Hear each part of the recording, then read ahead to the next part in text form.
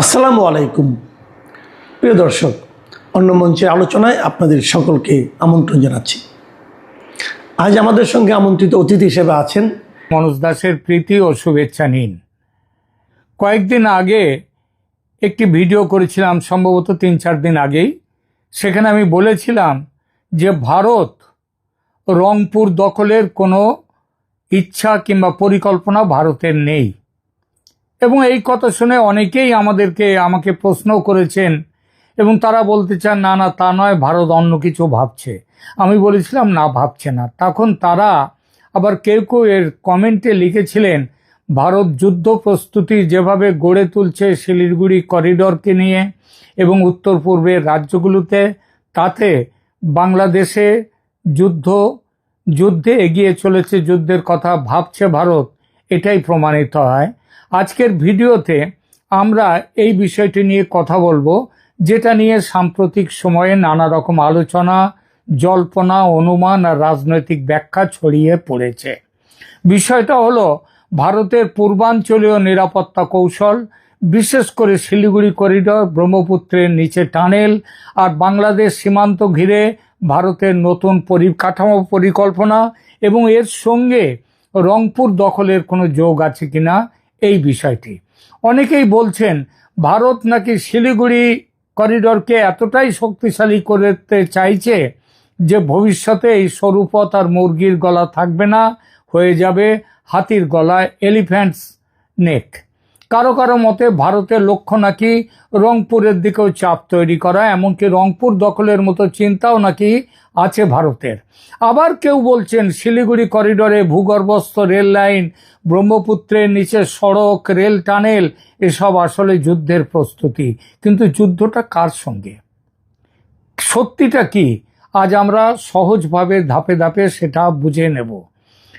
প্রথমেই আসি শিলিগুড়ি করিডর কেন এত গুরুত্বপূর্ণ সেই বিষয়টা। প্রথমে খুব সহজ করে বলি, শিলিগুড়ি করিডোর হলো ভারতের এক অত্যন্ত সরু ভূখণ্ড, যেটা 60 কিলোমিটারের মতো লম্বা এবং 20 থেকে 22 কিলোমিটার সর্বোচ্চ চওড়া, যেটা মূল ভূখণ্ডকে উত্তর পূর্ব ভারতের সঙ্গে যুক্ত করে।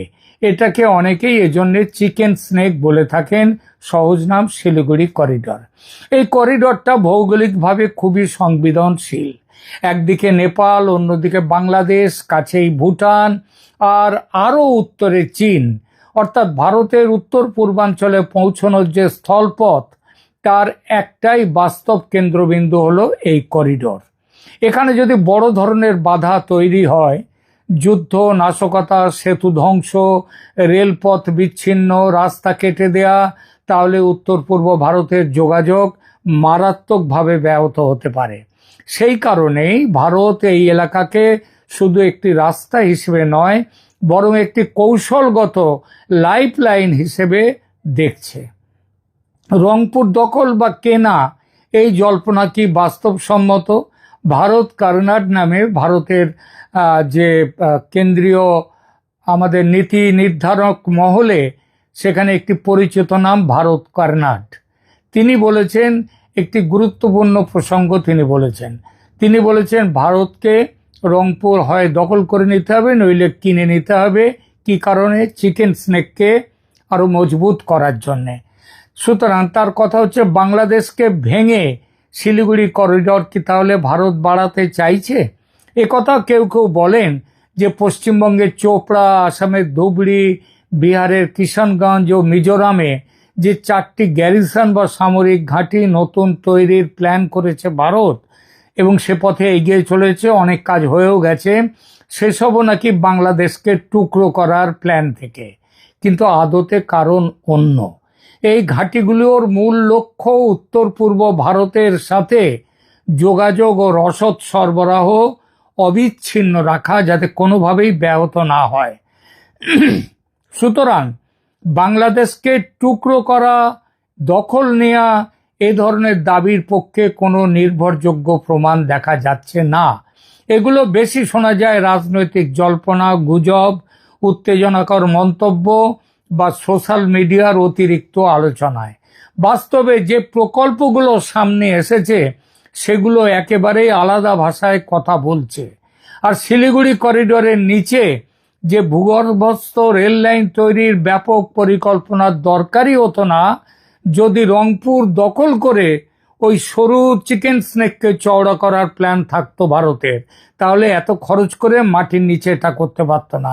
কি করতে চলেছে ভারত একটু পরে বলছি। বোঝাতে পারলাম কি ব্যাপারটা? জায়গাটা সংকীর্ণ বলে সেটা কেটে দেয়া বা নাশকতা তৈরি করে রাস্তা সহজে বন্ধ করে দেয়া যায়, কিন্তু রংপুর দখল করলে তো সেই সম্ভাবনা থাকে না। তখন তো সেটা খুবই প্রশস্ত হয়ে যায়, তখন মাটির ওপরেই তো পরিকাঠামো আরো মজবুতভাবে গড়ে তোলা যায়। রংপুর দখলের কোনো পরিকল্পনা ভারতের নেই বলেই শিলিগুড়ি করিডোরের নিচে ভূগর্ভে বিশাল বিশাল পরিকাঠামো গড়ে তুলছে ভারত। আমি তো এটাই মানি। এখন আবার প্রশ্ন ওঠে, তাহলে এত যে যুদ্ধের জন্য তৈরি থাকার পরিকল্পনা ভারতের, সেটা যদি আক্রমণ করার উদ্দেশ্যে না হয়, তাহলে কি আক্রান্ত হওয়ার কথা ভেবে উন্নত হচ্ছে ভারত? তাদের উন্নত করছে পরিকাঠামো? কে আক্রমণ করবে ভারতকে? না, বাংলাদেশ প্রত্যক্ষভাবে সে সাহস করবে না। বাংলাদেশে যারা ভারতের বিরুদ্ধে যুদ্ধ করার ও ভারত দখলের হুঙ্কার ছোড়ে, তাদের চিকিৎসার প্রয়োজন। তবে প্রত্যক্ষ যুদ্ধে না জড়ালেও বাংলাদেশ অন্যের হয়ে, যথা চীনের হয়ে, পাকিস্তানের হয়ে ভারতের বিরুদ্ধে পরোক্ষ যুদ্ধে কিংবা কখনো যুদ্ধে ঝাঁপ দিতেই পারে। সেই সম্ভাবনার কথা মাথায় রেখে ভারতের পরিকাঠামো উন্নয়ন, যার মূল বিষয় হলো এই শিলিগুড়ি করিডোরে বিকল্প পথ তৈরি করা, লজিস্টিক্স শক্তিশালী করা, যুদ্ধ বা জরুরি পরিস্থিতিতে যোগাযোগ চালু রাখা, আক্রমণ নয় প্রতিরক্ষা নিশ্চিত করা। আর এই উদ্দেশ্যে শিলিগুড়ি করিডোরে যে পরিকাঠামো উন্নয়নের প্ল্যান, সেটা হলো 3 মাইল হাট থেকে রাঙাপানি পর্যন্ত প্রায় 36 কিলোমিটার ভূগর্ভস্থ সুড়ঙ্গ তৈরি। মোট 6টি রেল লাইন থাকবে, যার 4টি থাকবে ভূমির ওপরে, 2টো থাকবে ভূমির গর্ভে। মাটির কতটা গর্ভে, কতটা গভীরে এই ভূগর্ভ রেলটা থাকবে? 20 থেকে 24 মিটার গভীরে, যার অর্থ প্রায় 65 থেকে 80 ফুট গভীরে মাটির নিচে থাকবে। সহজ হিসাব, একটি 6 থেকে 7 তলা বাড়ির সমান মাটির নিচে এই রেল লাইন হবে। এটা এমনভাবে তৈরি হবে যে বাংকার, ব্লাস্টার, বোমা, এমনকি পারমাণবিক বোমা পর্যন্ত সেখানে পৌঁছবে না। অর্থাৎ ভারত এখন দখল নয়, বরং নিজের সুরক্ষা আর অবিচ্ছিন্নতার দিকে বেশি নজর দিয়ে এই তৈরি করছে। ভূগর্ভস্থ রেল লাইন কেন, প্রশ্ন আসতেই পারে। এখন আসি সবচেয়ে আলোচিত বিষয়ে, শিলিগুড়ি করিডোরে ভূগর্ভস্থ রেল লাইন। এটা শুনলেই অনেকের মনে প্রশ্ন আসে, এত ব্যয়বহুল একটা প্রকল্প কেন? এটা কি শুধু সামরিক ব্যবহারের জন্য? আংশিকভাবে উত্তর হলো, এতে সামরিক গুরুত্ব আছে, কিন্তু সেটা একমাত্র কারণ নয়। এই প্রকল্পের মূল উদ্দেশ্য হচ্ছে, আগেই যেটা বলেছি, একটা অত্যন্ত ঝুঁকিপূর্ণ করিডোরের ভেতর দিয়ে এমন একটা রেলপথ বানানো যা যুদ্ধকালীন পরিস্থিতিতেও চালু রাখা সম্ভব হবে। যদি ওপরের রেল লাইন ক্ষতিগ্রস্ত হয়, তাহলে নিচের রুট দিয়ে রসদ, ট্রেন, সামরিক সরঞ্জাম বা জরুরি পণ্য চলাচল চালু রাখা যাবে। মানে এটা এক ধরনের ব্যাকআপ সিস্টেম। যেমন আপনার বাড়িতে বিদ্যুৎ চলে গেলে জেনারেটর থাকে, তেমনি গুরুত্বপূর্ণ করিডোর দুর্বল হলে বিকল্প পথ তৈরি রাখা হয়। আর একটা বিষয়, এই ধরনের প্রকল্প সাধারণত শুধু যুদ্ধের জন্য বানানো হয় না, এগুলো অর্থনৈতিক, বাণিজ্যিক এবং আঞ্চলিক সংযোগের দিক থেকেও গুরুত্বপূর্ণ। উত্তর পূর্ব ভারতের সঙ্গে মূল ভূখণ্ডের যোগাযোগ আরও দ্রুত ও নিরাপদ করা, সেটাও এর একটি বড় উদ্দেশ্য।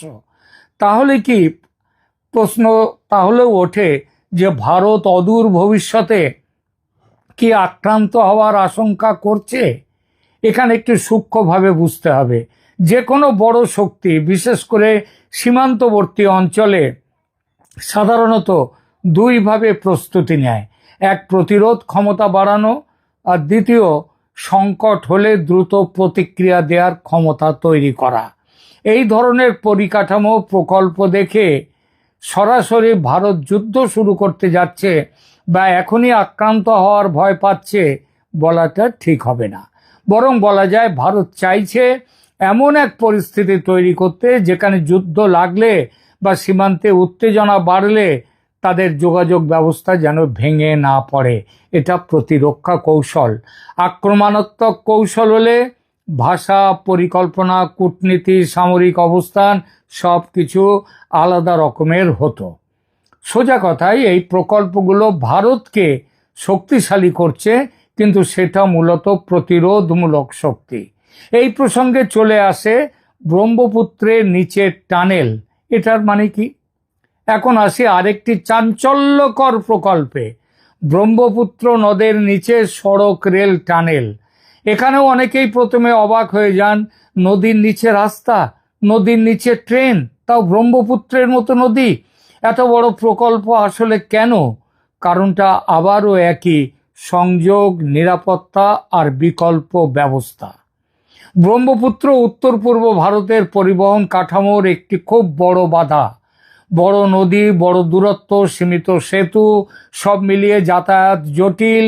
যদি নদীর ওপর থাকা সেতুগুলো কোনো কারণে ক্ষতিগ্রস্ত হয়, তাহলে এই ধরনের ভূগর্ভস্থ টানেল বিকল্প রুট হিসেবে কাজ করতে পারে। আর এখানে শুধু সামরিক দিক নয়, অর্থনৈতিক দিকও আছে। অসমে এবং সমগ্র উত্তর পূর্ব ভারতে শিল্প, কৃষি, পণ্য পরিবহন, যাত্রী চলাচল সব কিছুর জন্যই দ্রুত ও নিরাপদ সংযোগ দরকার। মেনল্যান্ডের সাথে যাতে খুব তাড়াতাড়ি সম্পর্ক তৈরি করা যায়। সুতরাং এটাকে শুধু সামরিক টানেল বলা পুরো ছবিটা দেখায় না। এটা তৈরি হলে উত্তর পূর্ব ভারতের রাজ্যগুলির অর্থনীতি, যোগাযোগ ব্যবস্থার ব্যাপক পরিবর্তন হবে। একটা ছোট্ট উদাহরণ দিচ্ছি। অসমের গহপুর থেকে নুমালীগড়, যেখানে এই ব্রহ্মপুত্রের নিচে দিয়ে সেতুটা যাবে, এই গহপুর থেকে নুমালীগড় এর দূরত্ব হচ্ছে 240 কিলোমিটার। যাতায়াতে সময় লাগে কমপক্ষে 6 ঘন্টা। আর ব্রহ্মপুত্রের নিচে দিয়ে টানেল হলে এই দূরত্ব নেমে আসবে 34 কিলোমিটারে। এই পথ পাড়ি দিতে সময় লাগবে তখন মাত্র 20 মিনিট। এই প্রকল্প ভারত সরকারের ক্যাবিনেট কমিটির ছাড়পত্র পেয়ে গেছে। কাজের প্রাথমিক কাজ শুরু হয়ে গেছে। 2030-এর মধ্যে প্রকল্প শেষ হবে। আর এর বাজেট জানেন কত? ধরা হয়েছে 18,662 কোটি টাকা। বাজেট এত বেশি কেন? এখন প্রশ্ন আসে, এসব প্রকল্পে এত কোটি কোটি টাকা কেন খরচ করবে ভারত? উত্তর সহজ, কারণ এটা সাধারণ সড়ক নয়। এটা ভূগর্ভস্থ রেল লাইন, নদীর নিচে টানেল, সুরক্ষার সংবেদনশীল করিডোর আর সর্বোচ্চ প্রযুক্তির নির্মাণ কাজ চলবে। এই ধরনের প্রকল্পে খরচ বাড়ে কারণ ভূতাত্ত্বিক সমীক্ষা করতে হয়, টানেল বোরিং মেশিন ব্যবহার করতে হয়, জলের চাপ, মাটির কম্পন সব কিছুর হিসাব রাখতে হয়, নিরাপত্তার স্তর কয়েক গুণ বেশি রাখতে হয়, দীর্ঘমেয়াদী রক্ষণাবেক্ষণের ব্যবস্থাও করতে হয়। অর্থাৎ এটা সস্তার প্রকল্প নয় মাটির উপরের। কিন্তু ভারতের দৃষ্টিতে এই খরচ ভবিষ্যতে নিরাপত্তা, স্থিতিশীলতার বিনিয়োগ, সাথে সাথে উত্তর পূর্বের রাজ্যগুলির অর্থনৈতিকভাবে এগিয়ে যাওয়া, তার দিকে লক্ষ্য রাখা। বাংলাদেশকে ঘিরে ভারতের ভাবনা তাহলে কি? এখন সবচেয়ে স্পর্শকাতর প্রসঙ্গ, বাংলাদেশ নিয়ে ভারত কি করতে চায়। অনেকে ভাবেন ভারত কি বাংলাদেশের ভেতরে হস্তক্ষেপ করতে চাইছে। আসলে ভারত সাধারণত সীমান্তবর্তী সব নিরাপত্তা ইস্যুকেই খুব কাছে থেকে দেখে, কারণ বাংলাদেশ ভারত সীমান্ত খুব দীর্ঘ আর এর ভূ রাজনৈতিক গুরুত্ব অসীম। কিন্তু কোনো দেশের সঙ্গে সামরিক সংঘাত শুরু করা আর প্রতিক্রিয়া হিসেবে সীমান্ত সুরক্ষা নেওয়া, এই দুটো এক জিনিস নয়। বর্তমান পরিস্থিতিতে যা দেখা যাচ্ছে সেটা হলো ভারত নিজস্ব সীমান্ত সুরক্ষা, যোগাযোগ ব্যবস্থা, রেলপথ, সড়কপথ ও সামরিক লজিস্টিক্স শক্তিশালী করছে। এটা থেকে বোঝা যায় তাদের মূল ভাবনা হলো যদি সংকট আসে আমরা তৈরি। কিন্তু আমরা সংকট তৈরি করব এমন বার্তা ভারতের কোনো দিক থেকে প্রশাসন থেকে, সরকার থেকে, আর্মি থেকে, কোনো জায়গা থেকে এই ধরনের কোনো বার্তা নেই। সেটা ভারতের নীতিও নয়। তাহলে গুজবগুলো কেন ছড়ায়? এর পেছনে কয়েকটা কারণ আছে। প্রথমত, শিলিগুড়ি করিডর নিজেই এত স্পর্শকাতর যে সেখানে সামান্য উন্নয়নও অনেকে অত্যধিক সামরিক দৃষ্টিতে দেখে ফেলেন। দ্বিতীয়ত, দক্ষিণ এশিয়ার ভারত, চীন, বাংলাদেশ সম্পর্ক নিয়ে বহু রাজনৈতিক কল্পনা, ভয় আর প্রচার চলতেই আছে। স্বয়ং মোহাম্মদ ইউনূস যেসব কথা বলেছেন বা যেসব কাজ করেছেন, শিলিগুড়ি করিডর ও সেভেন সিস্টার্স নিয়ে তার উক্তি, সেই উক্তির প্রেক্ষিতে ভারতকে সতর্ক থাকতেই হয়। দেখুন, মানুষ কুকুরের পায়ে কামড় দেয় না ঠিকই, কিন্তু কুকুর তো মানুষকে কামড়ে দেয়। আর আশেপাশে পাগলা কুকুর থাকলে মানুষকে তো সতর্ক থাকতেই হয়। এবং বাংলাদেশে এদের সংখ্যাটা কিন্তু কম নয়। তৃতীয়ত, সোশ্যাল মিডিয়ায় দখল, আক্রমণ, গোপন ঘাঁটি, নতুন সামরিক প্ল্যান, এই ধরনের শব্দগুলো খুব বেশি ক্লিক আনতে পারে। ফলে বাস্তব তথ্যের চেয়ে উত্তেজনাকর ব্যাখ্যা দ্রুত ছড়িয়ে পড়ে। রংপুর নিয়ে সেটাই চলছে। কিন্তু নিরাপদ বিশ্লেষণের জন্য গুজব আর পরিকল্পনাকে আলাদা করতে হয়। আজ আর এই ক্ষেত্রে এখন পর্যন্ত যে তথ্য আছে তা বলছে ভারত পরিকাঠামো শক্তিশালী করছে, দখলের নীতিতে যাচ্ছে না। শিলিগুড়ি করিডর ভারতের জন্য অত্যন্ত গুরুত্বপূর্ণ কৌশলগত এলাকা। এই করিডরকে নিরাপদ রাখতেই যা কিছু করার তা হচ্ছে। আর উত্তর পূর্ব ভারতকে নিরাপদ রাখতেই সেখানে সামরিক ঘাঁটি ইত্যাদি করা হচ্ছে। ব্রহ্মপুত্র নদের নিচে দিয়ে যাচ্ছে কথা আমাদের সেতু, মানে তার নিচে দিয়ে রেল লাইন যাচ্ছে। আমাদের মতো বিশ্লেষক, সাংবাদিক আর কন্টেন্ট নির্মাতাদের জন্য সবচেয়ে জরুরি কাজ হলো গুজবের চেয়ে বাস্তব কাঠামোকে বোঝা।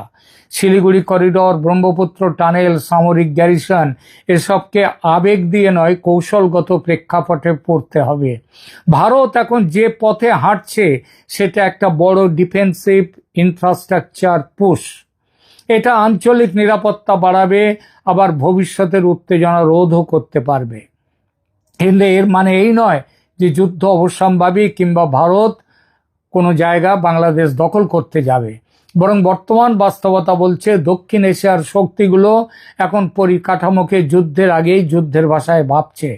আর এই পরিবর্তনটাই সবচেয়ে গুরুত্বপূর্ণ। ভিডিওটি ভালো লাগলে লাইক দিন, শেয়ার করুন, সাবস্ক্রাইব করতে ভুলবেন না। ধন্যবাদ।